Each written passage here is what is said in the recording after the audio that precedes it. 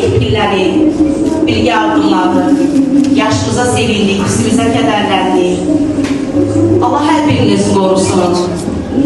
Bağlarımın timsalını Allah bütün bağları qorusun. Dünyamızda sülh olsun, əmin-amanlıq olsun. Mən körpələrimə arz ediyərəm. Mənim üçün hələ körpəsiz. Nə qədər yaşımızın üzərində yaş gəlsə də, mənim üçün Allah körpəsiz. Körpələrimə arz ediyərəm.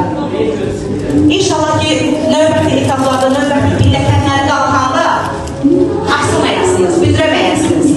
Düşünürəm, bir müəllimin gələcəyə ötürəcəyi ən gözəl mesaj onun yetişdirdiyi şagirdlərdir. Və əgər mən sizin timsalınızda dürüst, ləyaqətli, vicdanlı şagird yetişdirə bilmişəmsə, deməli, hələ ümid var. Bu kənd, bu ölkə sizə əmanətdir.